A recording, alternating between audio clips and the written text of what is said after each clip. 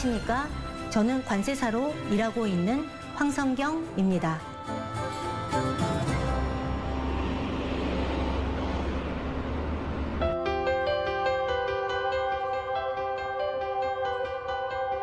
황성경 관세사라고 하면 관제사? 이렇게 헷갈려 하시는 분들도 있는데요. 개인들이나 기업들이 물품을 수입하거나 수출할 때 세관에 수출입 신고를 해야 됩니다. 이때 물품에 관한 신고가 적정하면 세관에서 신고 수리를 해주는데요. 이러한 신고를 돕는 것이 관세사의 전통적인 역할입니다.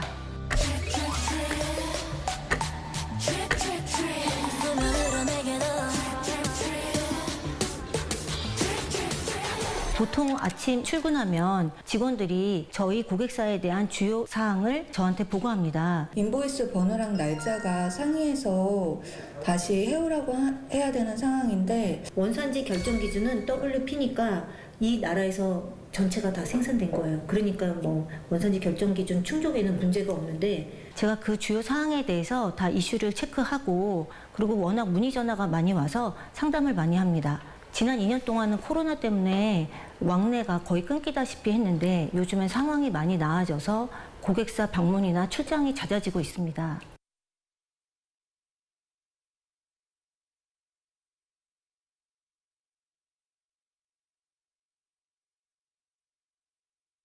저희 관세사무소는 수출하고 수입하고 환급을 진행을 해주는데, 요새는 전산작업으로 관세청 프로그램과 연계된 프로그램을 이용해서 수출입 통관을 진행하고 있어요.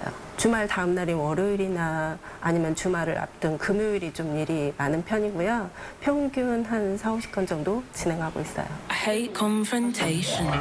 It makes me uncomfortable. My brain goes hazy, racing when I get vulnerable. It's a lose-lose situation. Communication. I wish I could just say it straight away. HS 코드를 분류하는 것을 품목 분류라고 하는데요. 관세사들의 핵심 업무 중에 하나입니다.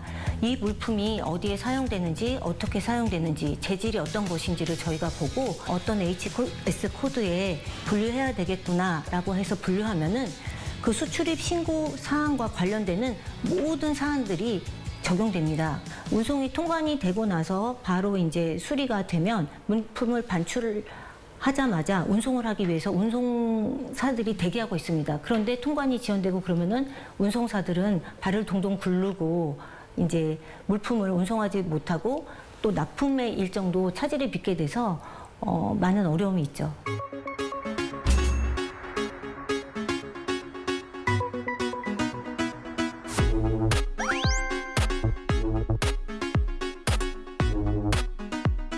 조인 발령을 군산 세관으로 발령 받았었습니다.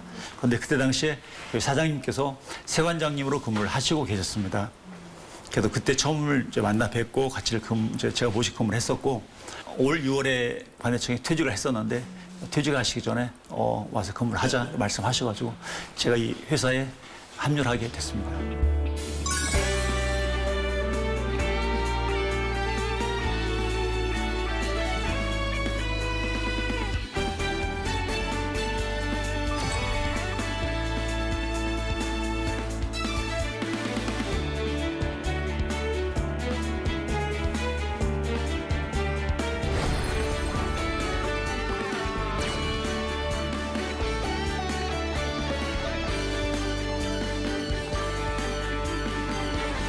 황성경 관세사가 주인의식을 갖고 있기 때문에 그 매사 일 처리를 철저히 하고 있습니다. 그래서 믿고 업무를 맡길 수가 있고,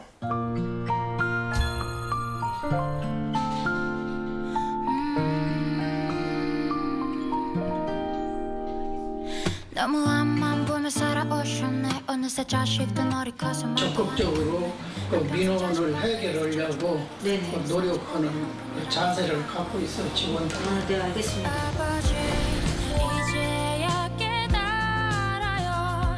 어찌 그렇게 사셨나요. 더 이상 쓸쓸해하지 마요. 이제 나와 같이 보통 직장인들이 50대 이후에 퇴직을 하면은 다시 이제 제2의 직장을 구하는 것이 현실적으로 쉽지 않잖아요. 그래서 이제 관세사는 전문직이고 본인의 이제 노력 여하에 따라서 좀 오랫동안 일을 할 수 있는 직업이기 때문에 권유를 하셔서 제가 관세사가 되기로 결심하였습니다.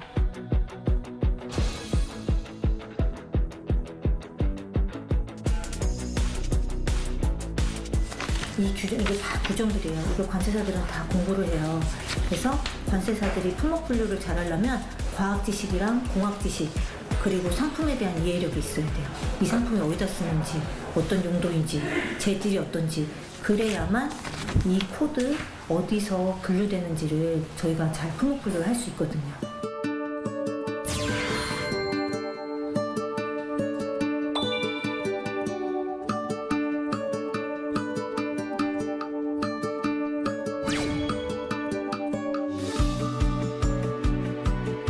그 볼펜의 굵기를 자기 손에 맞춰서 조절할 수도 있고요. 답안지를 쓸 때 수험생들이 딱 시험 문제를 받으면 너무 긴장이 돼서 땀이 줄줄 나요. 그러면은 미끄럼도 방지할 수 있기 때문에 고무줄을 감아 쓰고 있습니다. 지금도 볼펜을 새로 살 때마다 볼펜에 끼워져 있는 그립을 칼로 이제 잘라내고요. 고무줄을 감아서 쓰는데 그 이유는 이 고무줄을 감지 않으면 저는 마음이 안정되지 않고 생각이 잘 정리되지 않은 것 같아서 지금도 고무줄 감은 볼펜이 제 필통에 가득합니다.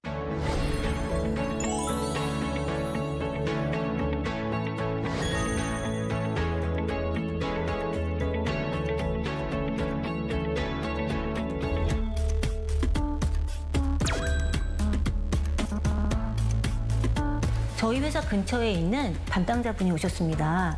이 회사는 FTA를 적용하여 수출을 하고 싶어 하시는데요. 기존에 저희가 유럽으로만 네. 많이 수출하고 있다가 최근에 네. 일본에 새로 고객이 생겨가지고 업체별 인증 수출자 서류인데 업체별은 품목별 인증 수출자보다 까다로워요. 아시겠지만 뭐 사내 회계 시스템, ERP 시스템이 다 깔려 있어야 되고 FTA 패스 같이 그런 원산지 시스템이 다 깔려 있어야 되는데 네. 그런 게 아직 뭐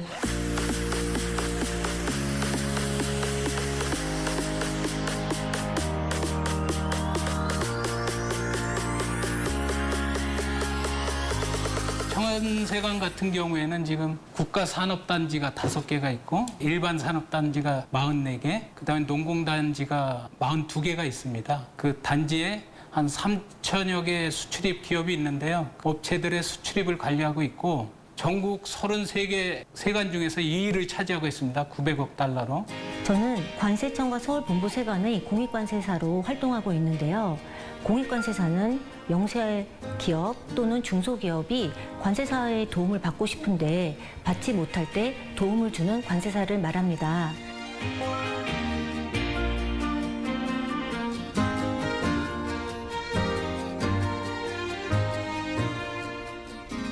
관세법에서 규정하고 있는 위원회에서 활동하고 있는데 위원회 활동을 통해서 관세 행정이 공정하고 투명하게 집행되도록 도움을 줄 수도 있고요. 뭐 기업들의 고충 그리고 관세 실무 현장에서 일어나는 많은 애로사항을 관세 행정당국에 전달할 수 있는 역할을 하기도 합니다.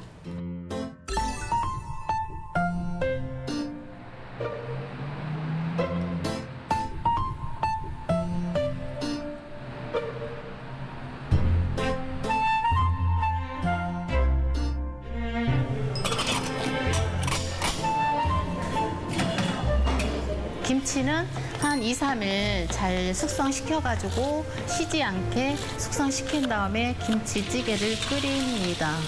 김치를 넣어서 한 15분 정도 볶은 다음에 육수를 넣어서 한 20분 끓이고 고기는 여러 종류가 있는데 그래도 앞다리살이 부드럽고 뻣뻣한 게 없어가지고 앞다리로 선호를 하고 쓰고 있어요. 돼지고기 썰어놓은 거랑 양파랑 마늘이랑 대파를 넣고 한 10분 정도 끓이고 멸치 한 스푼 하고 설탕은 티스푼으로 한 티스푼.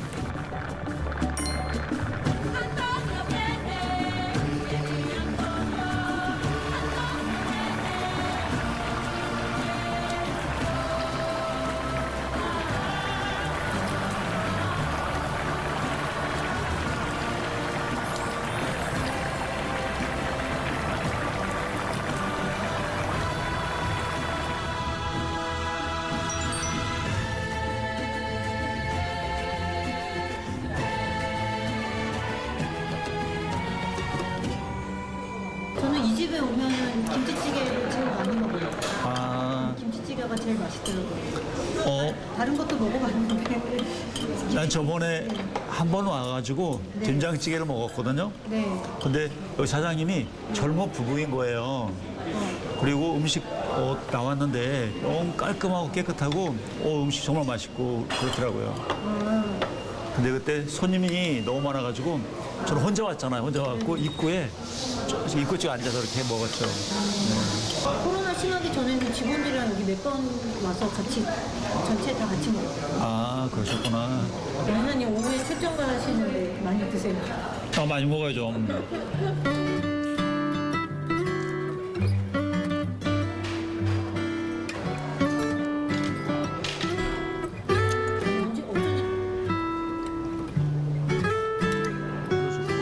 사람이 품성이 이렇게 묻어나는 그런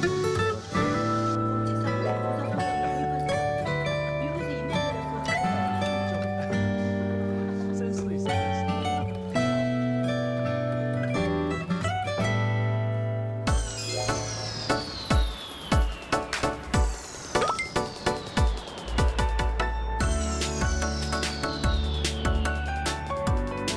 업체 가면은 보통 그 회사 지금 당면한 문제들, 뭐 세계 시장에서의 무슨 현재 상황, 뭐 해결해야 될 문제들, 업황 이런 거 다 듣고요. 뭐 친한 고객사님 같은 경우에는 뭐 개인적인 얘기도 많이 나누고 그렇습니다.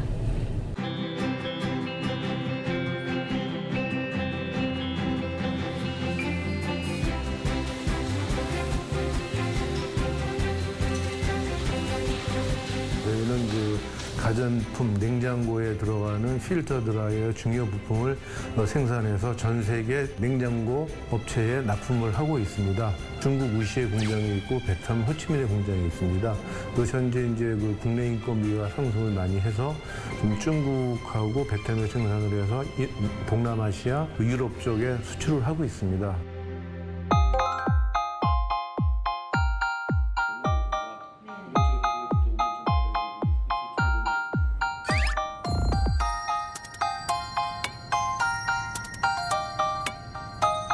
코로나 끝나고 나서 전체적인 미국에서 이제 뭐 자이언트 스텝 해가지고 그 금리를 올리다 보니까 전체적으로 지금 이 가전제품 경기는 전 세계적으로 안 좋습니다. 야, 이런 문제가 생겼는데 내가 어떻게 하면 되겠어라든가 또 저희가 이제 수입을 할 때는 일본에서도 이제 주요 원자재를 수입을 하고 있거든요. 그랬을 때 이제 이러한 문제가 생겼을 때 관세 문제가 어떻게 되는가. 그다음에 이제 예를 들어서 저희가 베트남에서 만들어서 이제 저기 태국에 수출할 때도 그런 뭐 안티덤핑이라든가 관세 문제, 그다음에 그런 문제들을 도움을 청했을 때 상당히 빠르게 또 정확하게 좀 받고 있습니다.